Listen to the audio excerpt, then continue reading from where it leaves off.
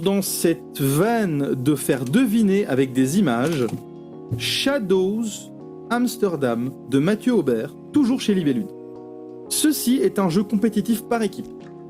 C'est de nouveau, comment faire, comment ils font pour avoir une mécanique éprouvée, et qu'ils ont éprouvé de plein de manières, la déduction par image, comment ils font pour faire des jeux fondamentalement différents, systématiquement.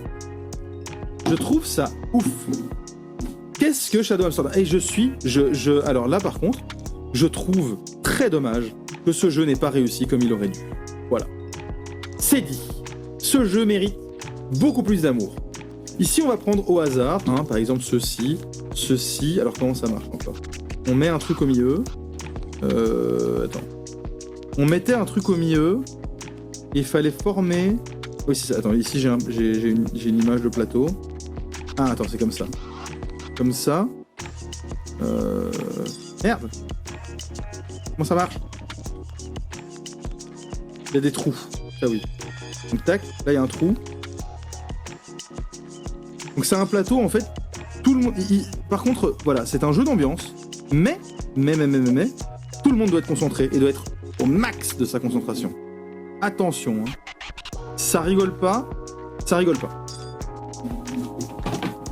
Voici à quoi ressemble le plateau, si je ne m'abuse.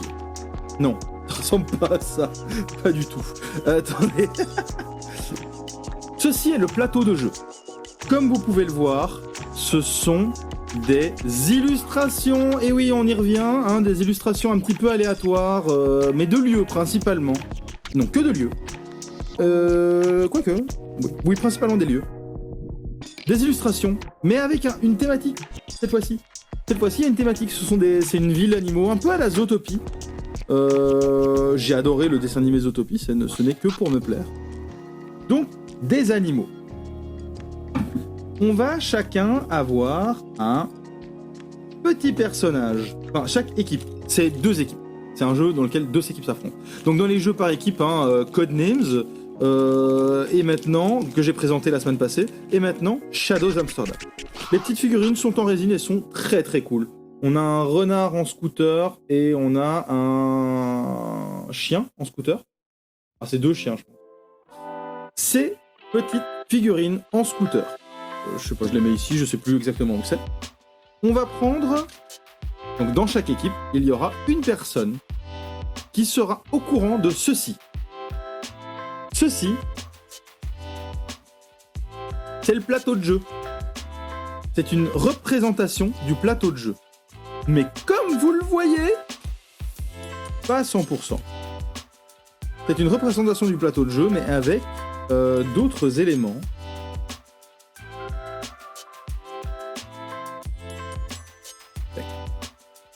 Des éléments, des croix, des V, ainsi que des cases orange ou orange et noir.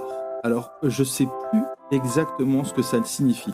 Mais dans ma tête, donc, c'est peut-être pas parfait. Il me semble que donc chaque équipe va avoir donc une personne qui a connaissance de ce plan. Donc les autres joueurs ne le voient pas. Et à chaque fois, on va prendre dans le paquet ici, donc ce sont de nouveau des illustrations, toutes des illustrations, sauf que celles-ci sont en hexagone. Ça ne change rien. On va avoir 5 illustrations à côté sur la table, à un autre endroit ici par exemple. 5 illustrations, et à chaque fois qu'on va prendre une illustration, on va devoir la remplacer. Et donc, chaque joueur espion va devoir se dépêcher de vite prendre une illustration et la donner aux autres joueurs. Alors, je ne sais plus comment ça marche, mais il me semble que si je prends 2 illustrations dans ma tête, je vais pouvoir indiquer aux joueurs que je leur représente une case qui se trouve à 2 cases de eux. Si je leur donne une illustration, c'est à 1 case. Ici, par exemple, on a une illustration qui représente le couloir de l'hôtel dans le film The Shining de Stanley Kubrick. On le reconnaît avec son sol. Et donc ici, on a un couloir d'hôtel. Avec une teinte majoritairement beige, un peu orange, il y a un hippopotame, voilà. On ne sait pas ce que que je veux dire à mon équipe. Je leur donne ça. Mon équipe va devoir deviner la case que je les encourage à visiter.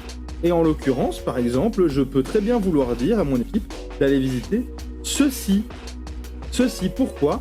Parce que cette case, on voit qu'il y a, je sais pas moi, des motifs dans le bois, là, qui ont été taillés dans le bois, qui me font un peu penser aux motifs du sol. Voilà.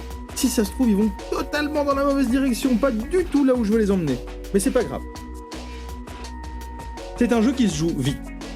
C'est un jeu qui se joue vite parce que c'est une course contre l'autre équipe.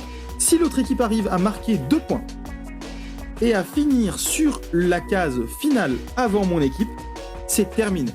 Il me semble que les équipes vont pouvoir marquer des points dans les cases orange. C'est-à-dire que si mon équipe finit son mouvement dans l'une des cases orange, je vais pouvoir leur donner l'un de ces petits marqueurs qui signifie on a marqué un point. Il faut marquer, alors, combien de points, je ne sais plus, 3 points, non ça c'est les fautes. Je pense qu'il faut marquer 2 points. Une fois qu'on a marqué 2 points, ils vont devoir essayer de terminer leur mouvement dans une case verte. Il n'y a pas de tour, tout se passe simultanément. Si je suis suffisamment rapide en tant qu'espion et que mon équipe est suffisamment rapide pour deviner ce que je vais leur faire deviner, je peux les faire avancer de 10 cases pendant que l'autre équipe n'a avancé que d'une case. C'est pas un problème, tout se fait en simultané en temps réel. C'est ça qui est fun, c'est que ça va vite. Ça, nous, en tant que chef d'équipe qui voyons ça, on ne peut pas parler.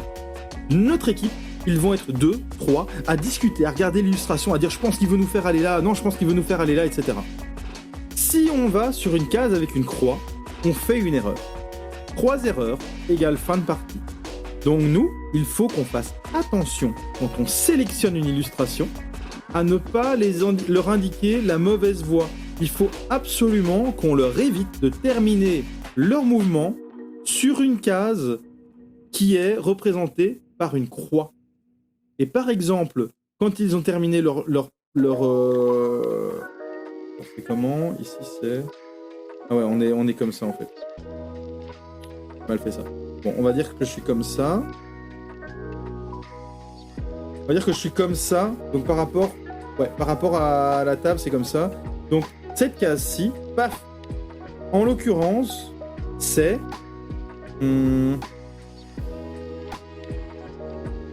Alors ouais, j'ai pas tous les détails en fait. Hein. C'est pas exactement comme ça que ça se passe. Et le plateau, c'est pas exactement à ça qu'il est censé ressembler. Parce qu'il me semble que je dois mettre tous les éléments. Donc il n'y a pas de trous en fait. Les trous sur la carte, en fait c'est ceci. Et la case centrale, c'est une illustration au hasard qu'on va venir mettre. Voilà. Désolé pour le manque de consistance dans les règles, mais c'est très difficile de se rappeler des règles de tous les jeux. Donc ici je me suis un peu gouré, c'est pas exactement comme à ça que ressemblera l'hexagone.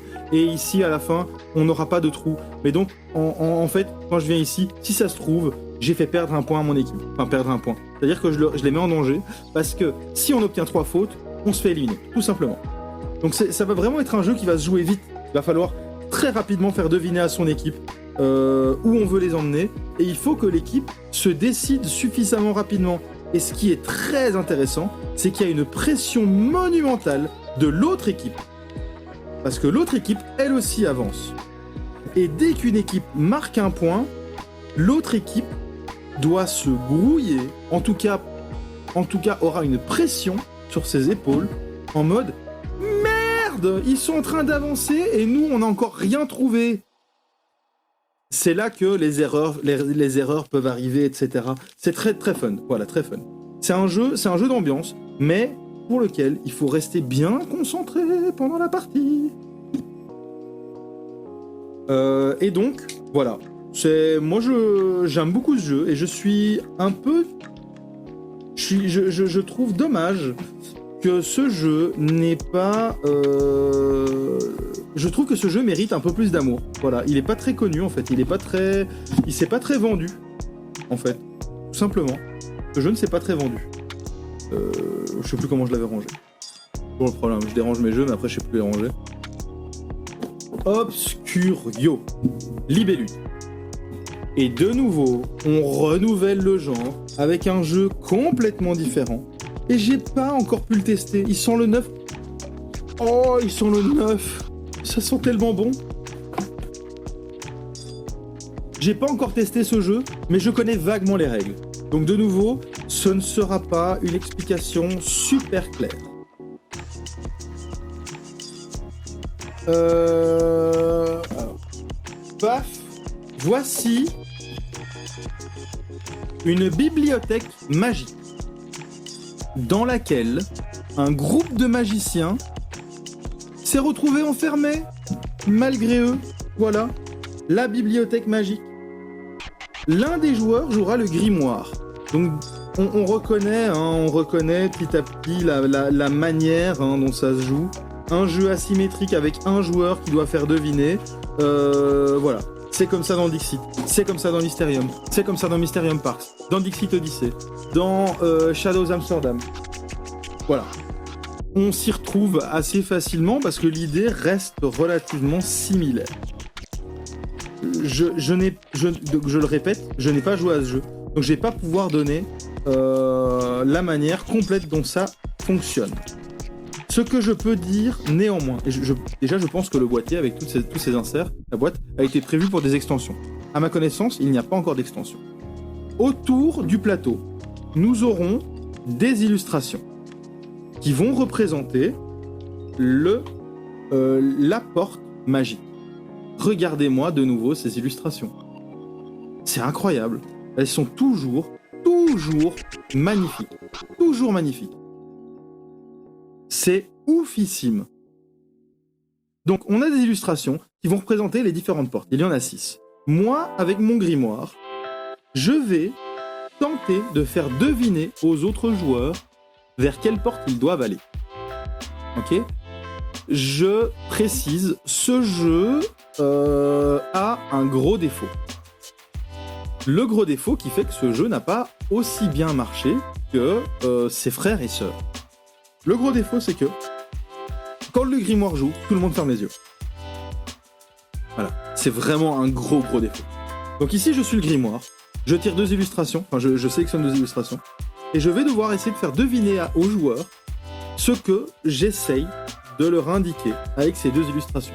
Par exemple, si je veux leur indiquer la porte ici avec le chandelier, je vais peut-être essayer d'indiquer les flammes. Et donc pour ce faire, je vais utiliser ce petit marqueur, aimanter, et montrer les flammes sur cette illustration. Et donc là, en fait, le grimoire va avoir l'opportunité de mettre le focus sur certains éléments des illustrations. Par contre, il y a un magicien infiltré dans le groupe, dont l'objectif est de faire perdre le groupe. Et donc à ce moment-là, pendant la phase du grimoire, il va avoir l'opportunité, je sais plus dans quel contexte, je sais plus comment, j'explique juste rapidement, de bouger ce curseur et de le mettre ailleurs, par exemple. Ça implique que pendant que tous les autres joueurs ont les yeux fermés, le grimoire doit soit circuler, soit le magicien doit circuler. Ça ne va pas. C'est dommage. C'est dommage. Je ne vois pas d'alternative, honnêtement, parce que j'aimerais bien jouer à ce jeu, mais il n'y a pas beaucoup de gens qui ont envie, parce que, de nouveau, ça, c'est malheureusement un gros niet. C'est dommage, mais c'est très compliqué, je trouve, de faire en sorte de pouvoir avoir un grimoire pendant que les autres ferment les yeux, et d'avoir un magicien, en plus de ça, qui sera infiltré et qui va modifier le grimoire. Non, ça marche pas.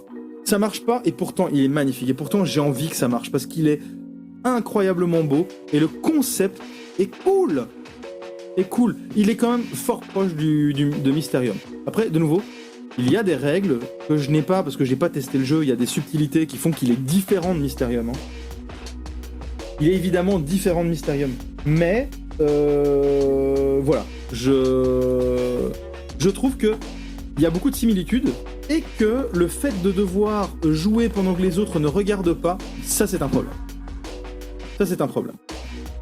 Et donc, Obscurio, 10 ans et plus, 2 à 8 joueurs, 45 minutes annoncées. J'ai fini pour les jeux à déduction, à association d'idées de chez Libellude. Mais il n'édite pas que ce type de jeu, gnan. Voici un autre de leurs jeux, pas un chef-d'œuvre. Voilà, je vais être honnête, je vais être direct, c'est pas un chef-d'œuvre. Attack of the Jelly Monster de Antonin Bocara. Il est très fun, néanmoins. Il est très fun à jouer. Et je pense vraiment que énormément de gamins trouveraient ce jeu hilarant. Voilà. Moi, c'est moins mon cas parce que je suis un gros joueur. Donc chaque joueur va avoir sa petite piste de dés improvisée. Donc un carré dans lequel il va jeter ses dés. Ici, on va avoir pas mal d'éléments différents et en gros, on a un plateau au centre, c'est de la gelée de monstres. Il me semble que l'objectif va être de récolter le plus de gelée de monstres possible. Hop, hop. On va avoir différents endroits. Alors, est-ce un vaisseau spatial? Est-ce un monstre? Je ne sais pas. On va avoir différents endroits dans lesquels récolter de la gelée de monstres. En fonction du nombre de joueurs, évidemment, on va avoir un plus gros ou un plus petit plateau, me semble-t-il. Donc, je vais directement prendre un plus petit plateau parce que j'ai pas énormément de place. Ce plateau-là. Voilà. Je sais plus exactement comment ça marche, la taille du plateau, mais en gros, il me semble que c'est en fonction du nombre de joueurs. Et voilà. Par exemple, tac. Tac. Tac. Paf! Le plateau va donc changer en fonction des parties, etc. On va avoir ici des curseurs qui vont nous indiquer où on se trouve. Tac. Voilà. PF. Donc en fait, ces curseurs, ils vont pouvoir bouger pendant la partie. Ce qui va être très intéressant. Nous avons également ici un marqueur qui indique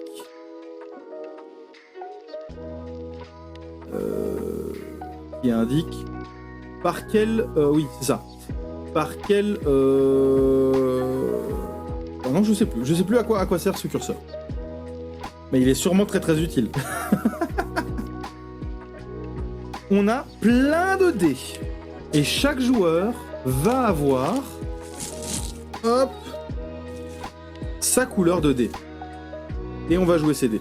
On va les jouer plein de fois. On va les jouer dans sa petite zone de dés. Ici. Tac, je vais jeter mes dés. Je vais prendre des 6 par exemple. Voilà. Et en fait, je vais dire, je parie là, je parie là, je parie là. J'ai fait plein de 6. J'ai vraiment eu du cul. Je mets les 6. Ça veut dire que ces zones m'appartiennent. Mais quelqu'un d'autre peut par exemple faire, alors il me semble, je sais plus exactement comment ça fonctionne, mais si je mets un 1 ici, boum, je vire le 6 de quelqu'un. Si je mets un 5 ici par exemple, j'avance le curseur de 1. Si quelqu'un a par exemple gagné une zone, je peux faire en sorte que cette zone soit beaucoup moins pertinente en faisant reculer le curseur. Et donc c'est un jeu de vitesse, parce qu'ici on va avoir un sablier, les dés qui vont être éjectés vont revenir au centre, enfin bon. Ça va être un jeu où on va se faire des sales coups et tout, mais dans la vitesse, dans la précipitation, parce qu'on va devoir jeter ses dés, et le plus vite possible, en fait, dans le temps imparti, sélectionner où on parie, etc. C'est très compliqué d'avoir une stratégie claire dans sa tête, mais le jeu n'en reste pas moins fun.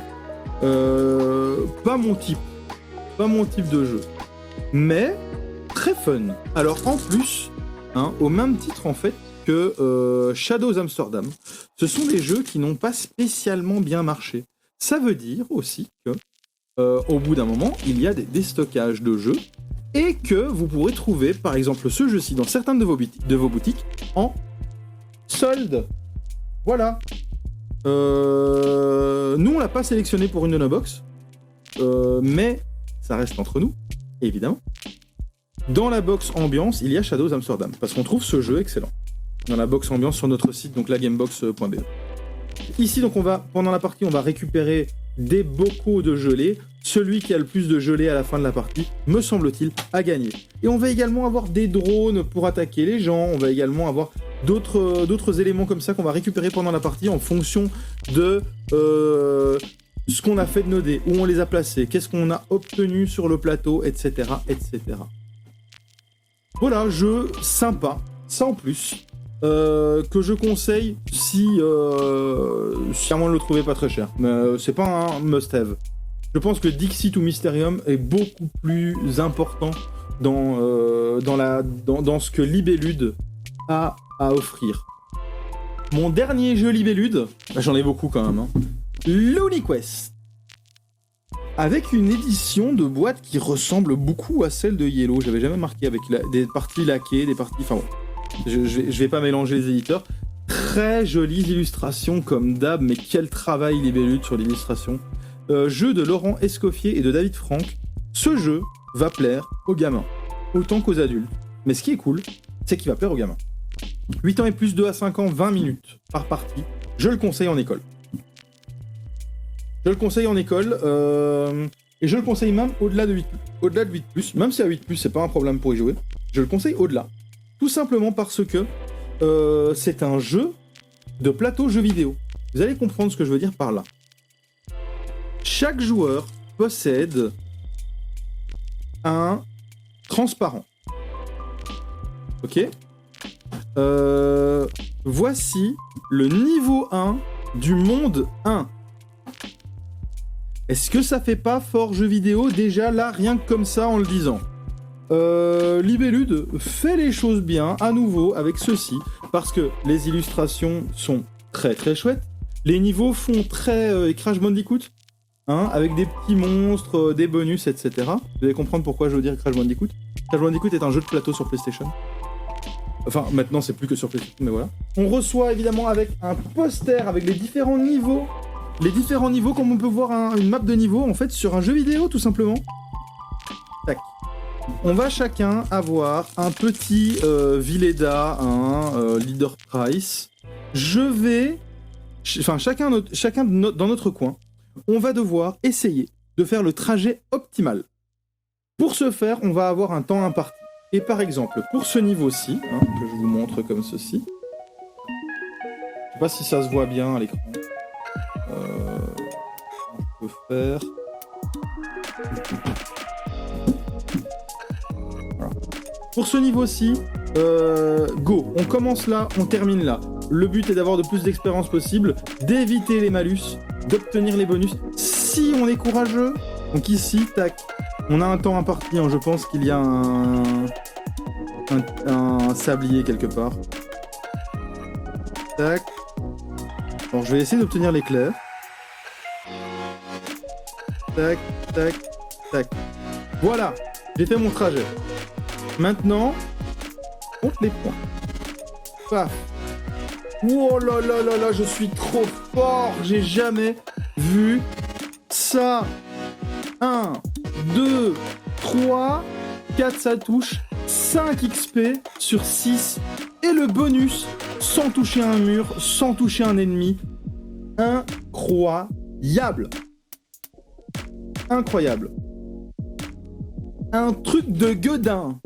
Ok ? Un truc de gueudin. Et donc là, par exemple, c'est super chouette. Chacun notre tour, en fait, on va comparer nos trajets.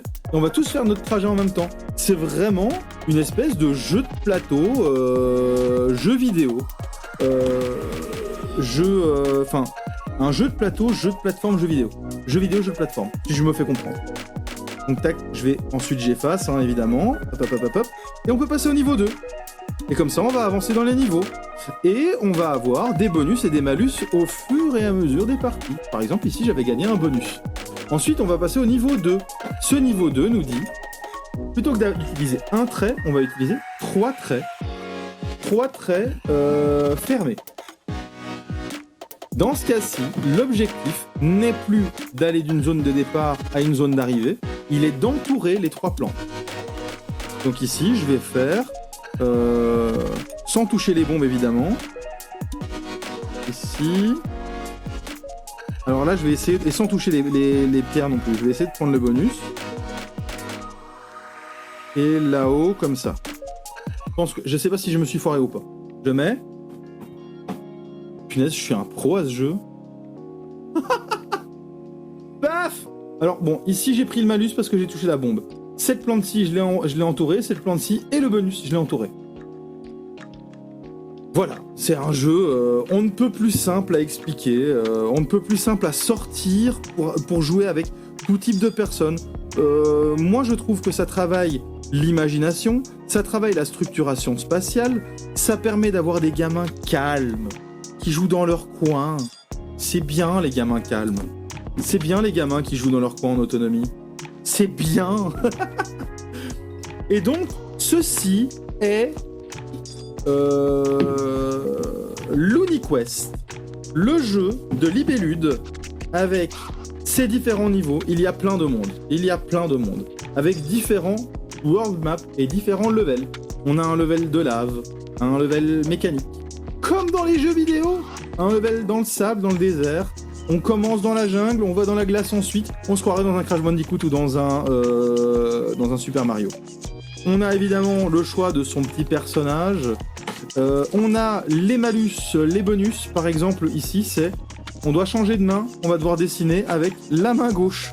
Les points d'expérience qu'on va accumuler. Enfin voilà, je trouve ce jeu très très chouette. Nouveau, Libellude a fait un taf incroyable avec un concept qui n'avait pas encore été vu, en tout cas à ma connaissance, avant qu'il le fasse. Ça ne me dit rien. Ça ne me dit absolument rien. On peut retrouver pas une mécanique similaire, mais en tout cas une manipulation qui pourrait y ressembler chez Imagicien, par exemple. Il n'est pas de chez Libellude. Imagicien que je conseille aussi en école, entre nous. Donc voilà, moi je conseille Imagicien pour les plus petits, LuniQuest pour les un petit peu plus grands. Voilà. Moi je trouve le jeu super cool. Ça c'est LuniQuest 8 ans et plus, 2 à 5 joueurs, 20 minutes de chez Libellude. Et nous avons... Merde, j'ai oublié de ranger les...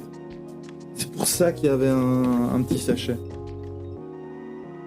Et nous avons une extension LuniQuest The Lost Cities avec un magnifique kraken, des crabes, c'est trop cool. Et donc ici, évidemment, ça ne se joue pas sans le jeu de base. Nous avons de nouveaux malus, de nouveaux bonus. Nous avons de nouveaux mondes sur le thème des pirates. Et nous avons ceci. Alors, j'ai pas encore testé le jeu, donc je peux pas exactement dire à quoi ça sert. Mais on a ici, enfin j'ai pas testé l'extension, on a une pyramide, voilà. Je sais pas à quoi elle sert, mais elle existe. Et gardez cette info, faites-en ce que vous voulez. Ça sert à rien. LuniQuest, voilà, j'adore, je trouve ce super cool. Libellude. Donc, voici le tour de mes jeux Libellude. Donc, récap, comme d'hab. LuniQuest. Jelly Monster.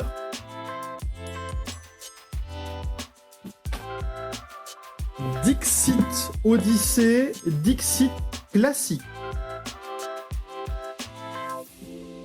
Obscurio. Shadows Amsterdam. Mysterium Parks. Mysterium Classique. Voilà. Ce sont les jeux dont on a fait le tour aujourd'hui pour ce qui est de Libellude. Donc nous avons ici, voilà, les jeux principalement à association d'idées via des illustrations. Donc Mysterium avec les fantômes, Mysterium Parks, pareil, mais dans un cirque. Dixit Odyssey, Dixit Classique, les classiques du genre. Obscurio, des magiciens dans une bibliothèque magique. Shadows Amsterdam, le jeu par équipe de rapidité. Ensuite, on a un jeu fun avec plein de dés de rapidité. Et on a un jeu de dessin, en fait, de structuration spatiale avec des dessins. Voilà, un jeu vidéo, jeu de plateau. Que je n'ai pas, mais que j'aimerais pouvoir tester un jour. Mais de nouveau, c'est impossible de posséder tous les jeux, qu'on se le dise, à moins qu'ils nous soient offerts. Voilà. Donc, Mysterium. Alors, Diceforge. Diceforge, ce qui est très malin, c'est qu'on a un jeu où on va construire son dé au fil de la partie. Donc en fait, ce sont des dés sur lesquels on va clipser des faces. Et donc les dés vont changer de valeur en fonction... donc ici, il y a les ressources à télécharger. On va voir ce qu'il nous propose. Des mises en place alternatives, des tournois, des fonds d'écran... Ok, j'ai pas spécialement... Il y a des tournois et tout. Ah, banque d'images. Peut-être dans la banque d'images, on aura des chouettes images. Ça télécharge. Et donc, Diceforge, on va créer ces dés avec des faces. On va venir mettre sur des dés customisables. Je trouve cette idée intéressante. Voilà. En tout cas, c'est du jamais vu, je pense. Je pense pas qu'il y ait d'ailleurs d'autres jeux comme ceci. Je sais pas si c'est édité d'origine par Libellude, mais en tout cas, en France, ça l'est. Shadows Amsterdam, Mysterium, Obscurio, Dixit, Diceforge, Mysterium Parks, Seasons, je ne l'ai pas. Il a l'air intéressant, c'est un jeu de draft que je ne connais pas plus que ça. Seasons, j'aimerais bien le tester un jour. One Key, je ne connais pas. LuniQuest, donc Dixit. En fait, j'ai quasi tous leurs jeux. J'ai quasi tous leurs jeux. Il y a même pas Jelly Monster et... Il y a même pas Jelly Monster dans la liste. Je pense qu'ils ont un peu renié ce jeu. Ouais. Je ne vois pas Jelly Monster. Très très chouette éditeur qui a un travail en fait, qui fait un travail sur les illustrations qui est incroyable. C'est clairement mis en avant dans quasi tous leurs jeux. Voilà, les illustrations, les illustrateurs, même l'exploitation de ces illustrations pour développer un imaginaire, pour imaginer, pour rêver, on regarde les illustrations, on essaye de voir des choses que les autres pourraient y voir ou pas. On va essayer de se mettre dans la peau d'autres gens, essayer de regarder les illustrations avec leurs yeux à eux. Moi, j'adore Libellude, je trouve que ce qu'ils font est excellent.